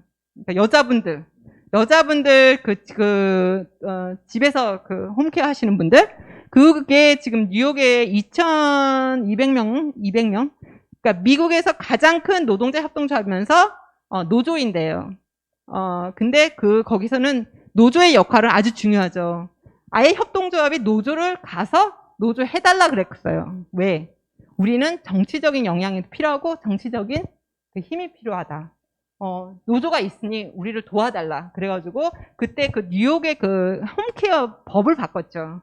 그러니까 그만큼 같이 이렇게 파트너십을 만들어서 했기 때문에 미국 노조에서는 좀 더 오픈되려고 지금 노력은 하는 것 같아요. 그렇다고 해서 전부 다는 아니고 여기랑 똑같이 아주 오픈되는 좀 몇 개 있죠. SEIO, USW 뭐 이런 식으로 주로 서비스 노동자분들 조직하는 데는 좀 더 많이 오픈되어 있고, 가장 최근에 SEIO는 이거를 이제 좀 더 사회적으로 크게 해서 플랫폼 노동자들까지 만드는 걸 하면서 노조 안에서 플랫폼을 만들어서 그 케어하는 워커들 거기를 다 플랫폼으로 만들었죠. 그러니까 그런 식으로 굉장히 어떻게 하면은 좀 더 우리가 이 사람들과 같이 힘을 모아서 뭐 개선할 수 있는 이런 거에 대해 고민을 많이 하는 것 같아요. 그리고 아까 말하는 프리랜서는 그 프리랜서 유니언도 있잖아요.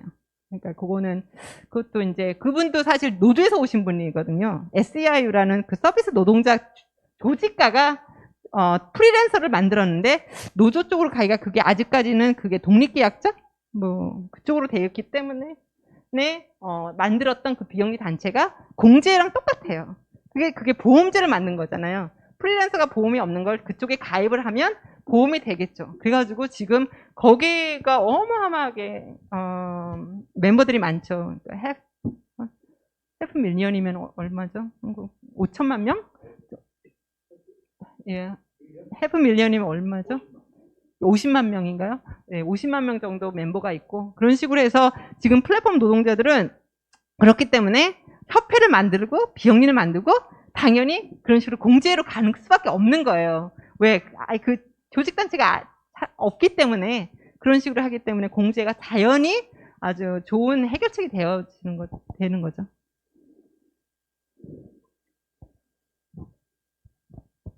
오늘 기사를 보니까요, 그 미국의 뉴욕주에서 두 번째로 큰 도시인 버팔로 여기서 사회주의자 지방자치단체장이 이제 탄생됐다라고 기사가 뜨더라고요. 이것도 그 말씀하신 이런 공제와 연관이 되어 있는지 또 지금 코로나19 팬데믹으로 인한 그런 결과로 볼 수 있는 건지 미국의 이제 상황인데 그거 한 가지 하고 이제 혹시 미국 내용 중에 그 상품 중에 이 공제에서 그 보험업을 취급해서 뭐 되었다든지 그러니까 아까 말씀 중에 은행까지도 이렇게 했었는데 그거를 뭐 규제하는 법이 생길 정도 그런 막강한 힘도 있었던 그런 역사가 있었고 보험업도 혹시 그런 사례가 혹시 있는지 궁금합니다. 네, 제가 죄송합니다. 까먹었는데 AFL-CIO라는 그 노조, 그러니까 그 본부에서 자체 내 보험회사가 있습니다. 그렇기 때문에 모든 노조는 그 보험회사, 그걸 라이프 뭐 인슈런스인가? 그거 이름이 있어요. 거기로 다 들어가 있더라고요. 그렇기 때문에 당연히 보험회사가 그때는 보험회사가 있죠. 그러니까 한 1950년대, 40년대서부터 있던 걸로 알고 있거든요. 그러니까 은행으로 시작을 해가지고 그 다음에 이제 보험회사 만들고 뭐 이렇게 계속 밀려가고 있는 거죠. 그렇기 때문에 AFL-CIO 안에 있는 멤버들은 다 글로 다 들어가 있고 거기서 더 이제 혜택을 많이 받는 거죠. 그리고 뭐 AFL-CIO 자체 내에서 크레딧 카드까지도 뭐 주니까 거기서 그만한 그 아까 말씀드린 그 펀드가 그 금액이 굉장히 크기 때문에 그만큼 이제 혜택을 많이 주려고는 하는 거죠. 그리고 코로나 때문에 그런 건 같습니다. 네.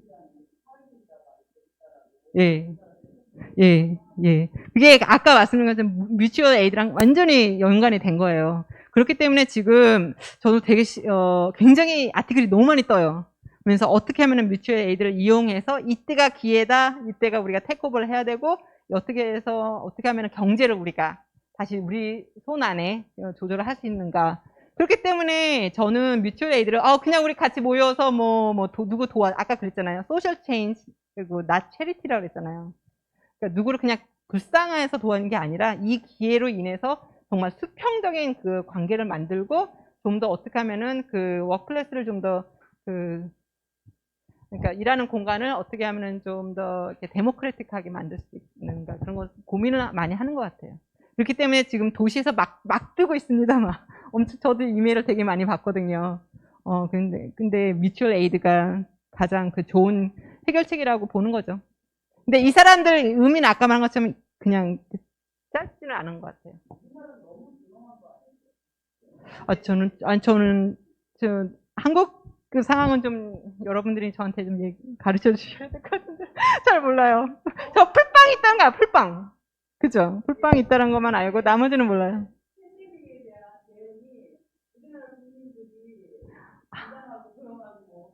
제가 그 생각 해봤어요. 어젯밤에. 근데 왜 그러냐, 왜 미국에서 이렇게 난리 나냐고, 이렇게 이게 많이 뜨는가 저도 고민을 했거든요. 근데, 그거 같아요. 미국은 여기 한국이랑 정치 상황이 좀 많이 틀려요. 지금 바이든이 이제 돼가지고, 대통령이 돼가지고, 좀 더 많은 정책이라든가 뭐 이런 게 있고, 아까 잠시 이렇게 스킵은 했지만, 캘리포니아도 그렇고, 뉴욕도 그렇고, 뭐 이렇게 워커펀드를 많이 만들긴 하는데, 아직까지도 정부의 그 지원은 그렇게 많지는 않아요. 그래서, 그렇기 때문에 사람들이 이렇게 뭉치는 거예요. 그러니까 가장 이렇게 위기가 오면, 사실 이게 우리 인간의 본능 아닙니까? 서로 이렇게 도와서 같이 지금 거기를 빠져나가는 상황이기 때문에 그렇기 때문에 막 크라우드 펀딩도 사용하고 누가 옆에서 죽는다 그러면 거기 이웃들이 가만히 안 있잖아요. 그러니까 뭉쳐서 그 펀드 만들고 도와주고 이런 게 좀 활발한 것 같아요. 미국에는. 그래서 그런 좀 정치적인 환경이 좀 틀리지 않을까 싶은데요. 저는요. 네.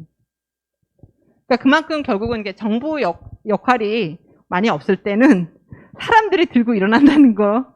그러니까 이게 좋을 수 있는지 나쁜 건지 모르겠지만 어쨌든 간에 저는 이제 좋게 보는 거죠. 그리고 아까 그 사회주의자 그쪽 정당 쪽에서는 이거를 왜 이용하냐면은 그렇기 때문에 이거는 우리들이 중심이 돼야 된다는 거죠. 정부 거기에 필요 없이. 그런 식으로 많이 보는 것 같습니다.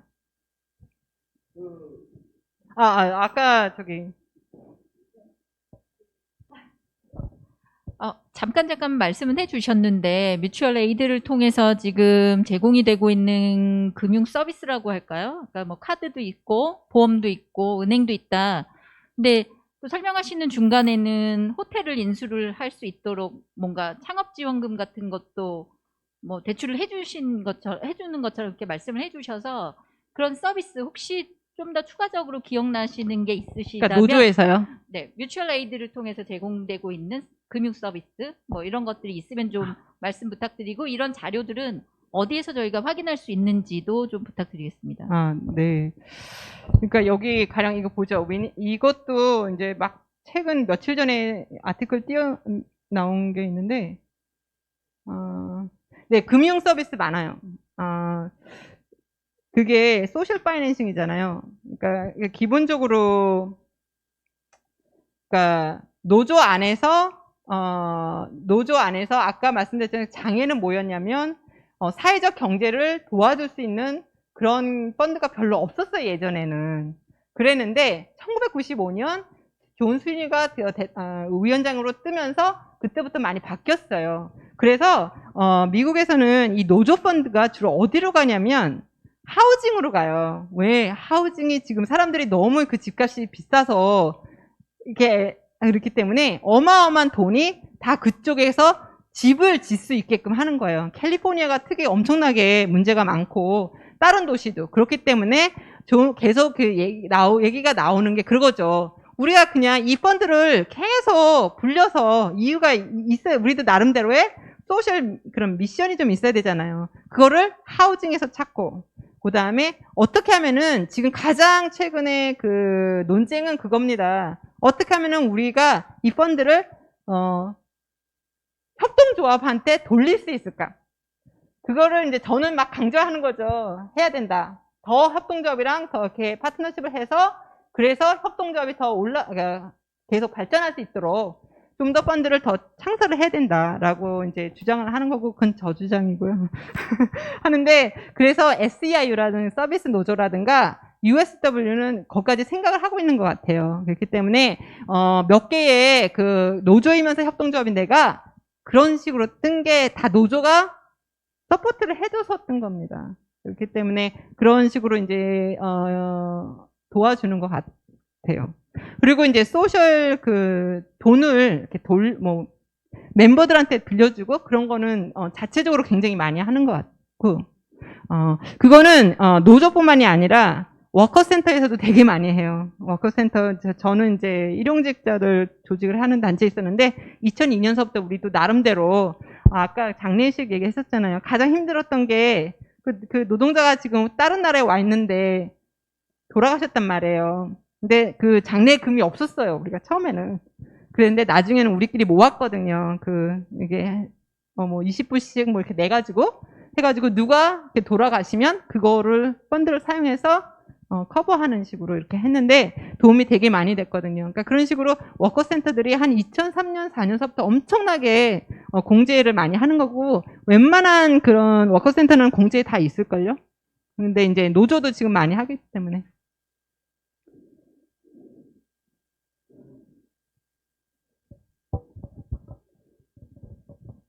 예, 강의 잘 들었습니다. 저는 사무금융 노조에서 왔는데요. 사실 이제 공제하고 약간 좀 결이 다를 수 있는데 저희들은 지금 퇴직금 제도, 그러니까 한국의 그 퇴직연금과 관련해 가지고 최근에 논의되고 있는 거는 그 DC형 연금이 너무 수익률이 낮다라는 정도의 고민인데, 이 퇴직연금을 이제 기금화하는 문제도 사실 이제 논의한 갈래로 진행되고 있고, 그런 면에서 보면 미국 같은 경우는 그 401k라는 그 DC형 퇴직연금 제도가 굉장히 유명하잖아요. 근데 한국에 알려진 거는 이 401k가 그 굉장히 이제 큰 규모로 수익률이 굉장히 높다는 정도만 알려져 있는데, 이게 그 이 공제운동의 관점에서 봤을 때 401k가 실제로 그 노동자들의 선택에 의해서 지금 말씀하신 그런 영역, 그 사회적으로 선한 영역까지도 그 뭔가 영향을 미치고 있는지가 좀 궁금하고, 이 뮤추얼 펀드 영역에서 노동자의 퇴직금, 뭐 미국이 퇴직금 법정 제도를 한국처럼 운영하고 있는지는 모르겠지만 그것을 위한 어떤 시도들이나 뭐 그런 계획들이 있는지도 좀 궁금합니다.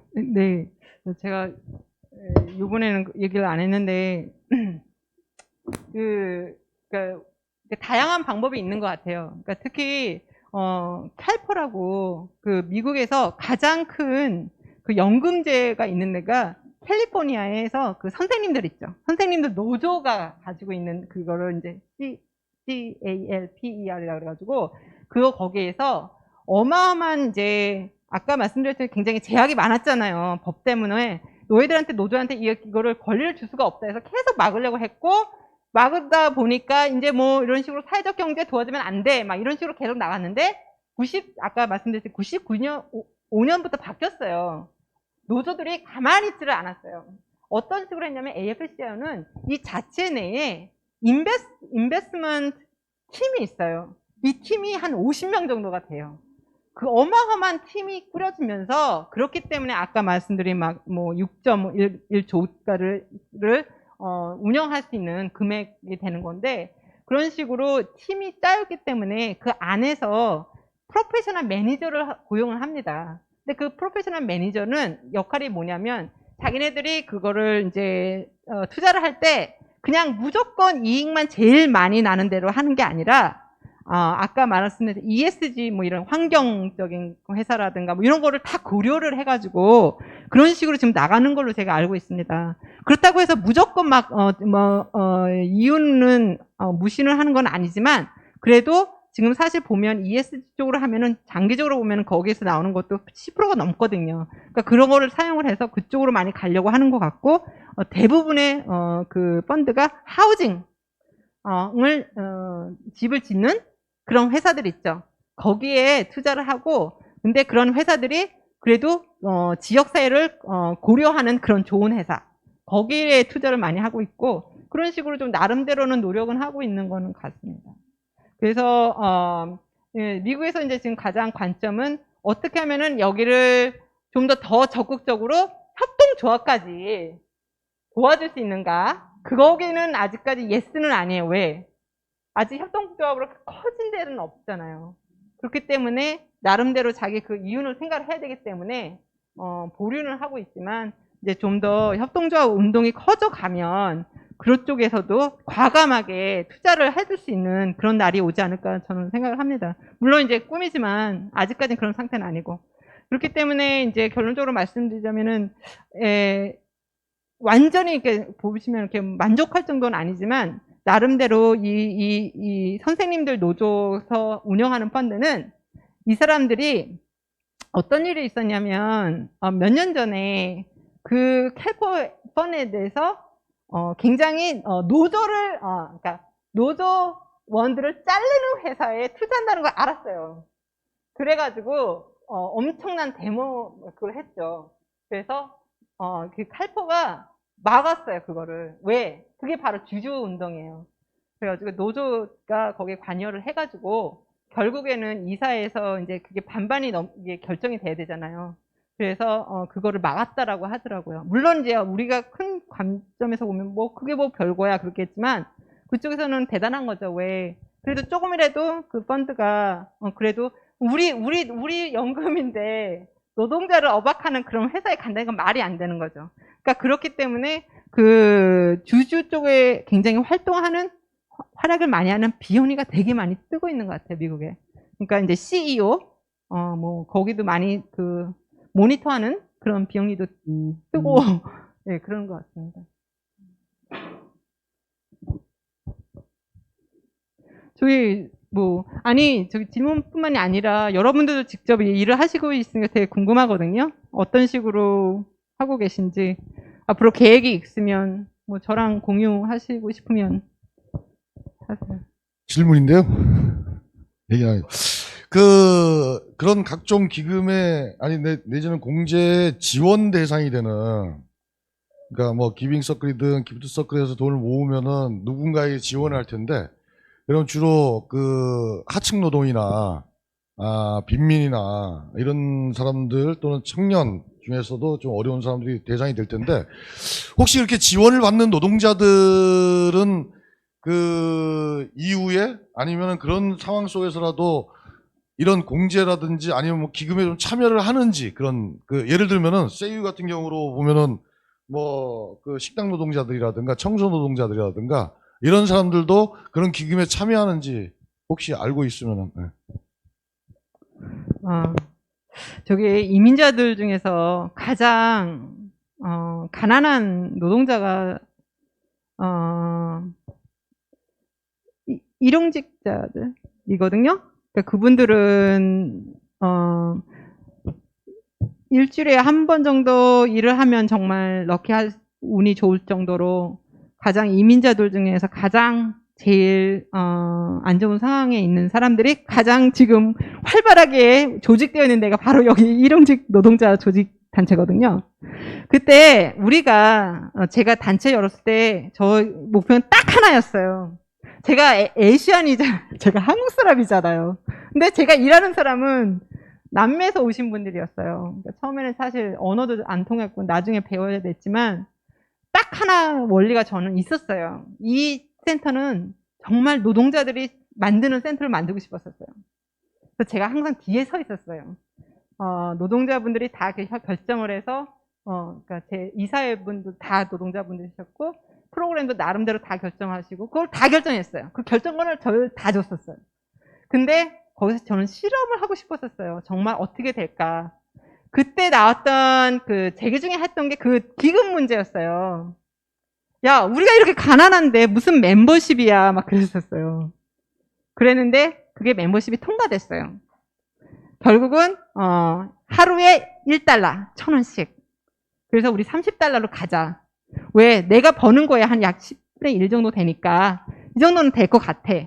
근데 그렇게 가난한 노동자들도 그거를 냈다라고 할 때 보면 결국은 제 생각은 그랬어요. 그때 저도 이제 고민을 많이 했죠. 이거 안 될 것 같은데 막 그렇게 고민을 했는데 통과된 거 보고서 역시다. 왜냐면 결국은 자기네들이 운영하는 거였기 때문에 어차피 만약에 호세가 만약에 돌아가셨다거나 뭐 누가 했을 때 이 자기네들이 운영할 수 있는 기금이 있어야지만이 할 수 있었기 때문에 했던 것 같고, 그래서 제 생각은 암만 그 임금이 낮고 그래도 적어도 이렇게 인간관계를 좀 형성하고 신뢰를 형성한다면 그런 것까지도 제기는 할 수 있지 않을까 싶습니다. 그러니까 그런 점으로 봤을 때 힘들죠. 현실적으로는 힘든데 노력은 해봐야 된다라고 생각을 해요. 암만 없어도 결국은 아까 말씀드렸지만 수평적인 그런 관계를 만들고 싶고 그리고 좀 더 적극적이고 민주적인 그런 공간을 만들려고 한다면 그 부분은 되게 중요하다고 생각해요. 그 금액은 얼마든지 그건 줄어들 수도 있는 거잖아요. 뭐 그게 그렇게 많지 않아도 되는데 그거 이제 하겠다라고 하는 그 의지가 있다라면 참 좋지 않을까 싶네요.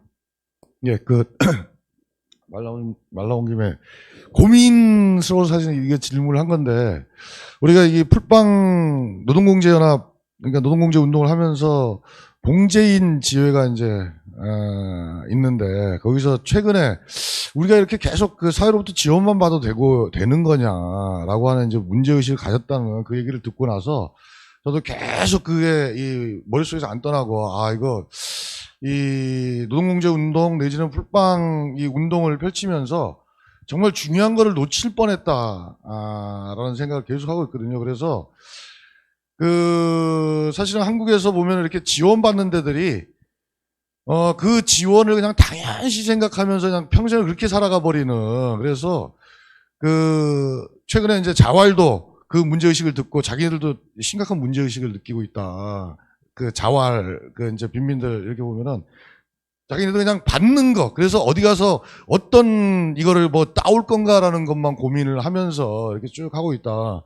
근데 그런 사회적 자원을 끌어들이는 거는 전 필요하다고 생각을 하는데, 문제는 그 당사자들은 또 이 사회를 향해서 뭘 어떻게 할 것인가라고 하는 이게 비어 있다라는 생각이 많이 들어서, 이제 풀빵 내부에서도 그런 고민을 더 이게 고착되고 관성화되기 전에 풀빵의 각 단위들이 작은 프로테이지라도 그 연대기금을 결의하고 그 조합비 내지는 공제비 내에 일정 액수들을 그렇게 그 연대기금으로 해서 또 사회에 환원하는 또 다른 이런 고민들이 있지 않으면은, 이거 자칫 잘못하면은 우리 풀빵 이렇게 노동공제의 대상이 되는 사람들을 아주 사회적으로 정말 이 잘못된 습성을 키워버릴 수도 있겠다, 이런 생각이 들어서 아까 그 질문을 드린 겁니다.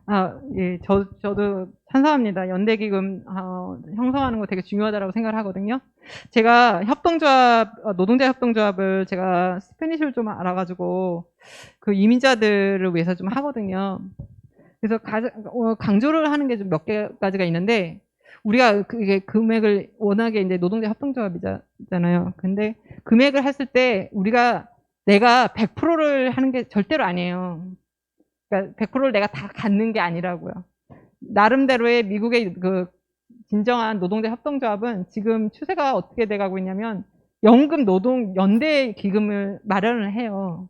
그거는 각자의 버는 거기에서 1%가 나오든지 이런 식으로 해서 그 프로는 다 달라요. 그러니까 처음에는 약 1%로 시작했다가 5% 갔다가 몬드라곤은 언제까지 갔냐면 사실은 50%까지 갔거든요.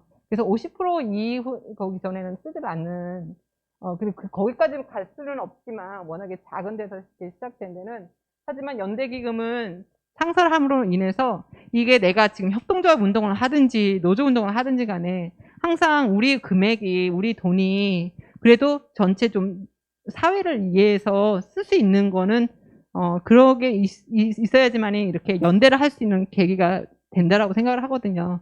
그래서 저는 교육자로서 가장 힘든 건 그거는 왜 해야 되지?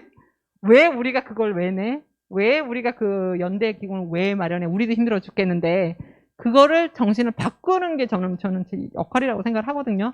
처음에는 당연히 이해가 가고 시간이 오래 걸리는데 좀 더 성숙하고 좀 더 발전한 그런 노동협동조합 케이스를 많이 공유하면서, 우리는 아직 없지만 처음부터 그래도 제도를 일단은 만들어 본다면 좀 우리가 안정됐을 때 그때부터 시작을 하자, 이런 식으로 많이 나가고 있고 좀 필요하다라고 생각해요. 왜냐면 결국은 협동조합이든 노조든 결국 우리는 노동자를 위해 조직이라고 생각을 해요.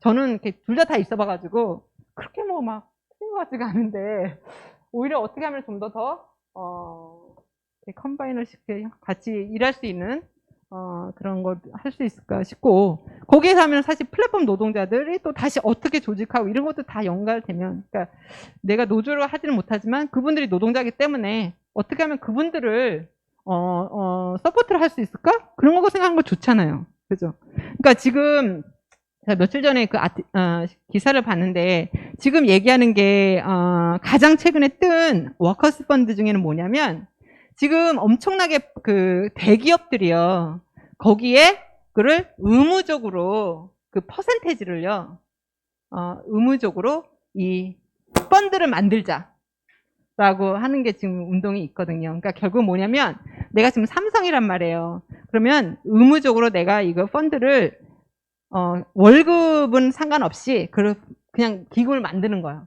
그래서 기금을 만들어서 어떻게 하냐면은 이게 주가가 올라가잖아요. 막 거기도 막 올라가면은 그 올라갔을 때 남는 그 혜택이 막 상사들 막 이렇게 위에 있는 사람들한테만 가는 게 아니라 그 금액이 그 주식으로 인해서 혜택이 된 금액은 거기 펀드 안에 들어가 있어요. 그래서 거기 있는 그 모든 노동자들, 청소하시는 분들, 그러니까 아무 주주가 없는 분들을 위해서라도 그거를 다시 환원하는 거. 그래서 이분들은 그거 내가 주식을 소유하는 게 아니라 금액을 이제 그 매년마다 끝날 때 거기 나오는 금액을 약간 좀 다시 반환하는 이런 식으로도 지금 영국이나 미국이나 지금 나오고 있거든요. 프로포절이. 그만큼 좀 더 그러니까 결론은 그거 같아요. 그러니까 우리가 노조도 그렇고 협동조합도 그렇고 사실 협동조합에 있으면 조금 임금은 더 많이 받더라고요. 특히 미국 같은 케이스 같은 경우는 워낙에 이제 보스가 받는 금액이 없기 때문에 평등하게 나오기 때문에 그분들에 맞는 임금은 더 높고 노조도 노조가 있기 때문에 사실 이제 임금이 좋아지는 거고. 그런데 지금 우리 사회에서 가장 지금 이제 말하는 그거잖아요. 워낙에 이 불평등이 더 커지는 거예요. 우리는 연락에 열심히 하는데도 이 불평등이 커지는 불평등은 어떻게 하냐. 거기에 큰 문제가 있는 거죠. 그래서 이런 식으로 임금 협상 좋죠. 필요하죠. 아주 기본적이고 중요한데 이것만으로는 우리가 이 사람들을 그걸 따라갈 수가 없어요.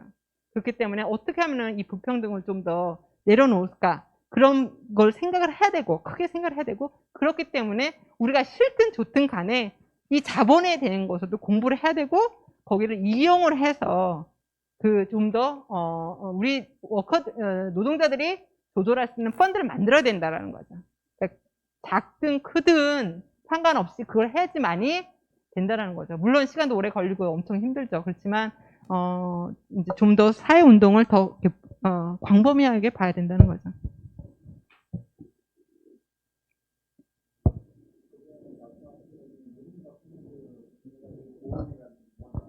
네. 그게 주식회사 형태와 협동조합 형태예요. 보험, 그 노동자 펀드가 만들어져서 아까 전에 이제 카드, 보험 뭐 이런 걸 많이 한다고 했는데 그 보험이 주식회사냐 아니면 협동조합 상호회사 형태의 보험이냐 뭐 이걸 좀 네, 죄송합니다. 예, 저기 어떤 노조 안에서 사실 그 보험 협동조합을 쓰는 데도 있어요. 예, 그리고 어떤 때는 이제 노조마다 좀 틀린데, AFL-CIO가 지정한 아까 말씀드린 큰 국내적으로 돼 있는 것도 있고, 나름대로 난 그쪽으로 안 가고, 뭐, 나는 저기, 협동조합, 메디컬 거기를 도와주고 싶다. 그럼 그쪽으로 가는 쪽도 있는 것 같아요. 그래서 일단은 그 보험은, 회사는 그 사람들, 그 노조 안에, 있지만 그거는 주식회사. 주식회사. 예, 예. 그 다음에 이제 노동자 펀드가 만들어지는데, 그 미국에서 사회에서 그것이 이제 플랫폼 노동자들 해갖고 기업 형태를 뛰어넘는 건지 아니면 기업 형태 내에 펀드가 만들어지는 건지 주로 만들어지는 형태가 그 기업별 노조라든지 그 범위 내인지 아니면 플랫폼처럼 해서 기업별 이런 걸 뛰어넘어가지고 만들어지는 건지. 저기 플랫폼 프리랜서 유니언을 말씀하시는 건가요? 네, 예를 들면 그런 형태. 그런 펀드가 하나의 기업 단위로 이루어지는 건지 아니면 다른 단위로 이루어지는 건지. 지역 단위로 이루어지는 것도 있고, 이렇게 산업 단위로 이루어지는 것도 있는 것 같습니다. 기업 단위는 그러니까 기업 단위로는 그렇죠. 그러니까 주로 이제 지역 단체로. 예.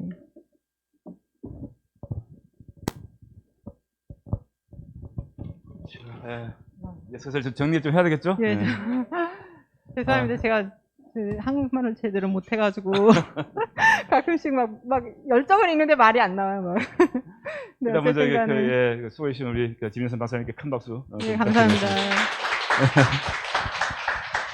예, 저도 이거 들으면서 상당히 많은 공부를 하고 있습니다. 그러니까 여기 이제 노동운동을 하신 분들이 이제 대다수인데, 우리가 노동운동을 하면서 주로 이거 모델로 바라보는 데가 사실 유럽이고, 그 유럽 중에서도 주로 이게 독일 노동조합들을 많이 공부를 했죠. 그러면서 거기에서 이게 산업별 노동조합이라든지 뭐 공동 결정제라든지 이런 쪽으로 우리가 지향이 많이 가 있습니다. 그런데 실제로 한국 사회의 전반적인 그 시스템은 사실 독일보다는 영미형에 더 가깝기도 하거든, 사실.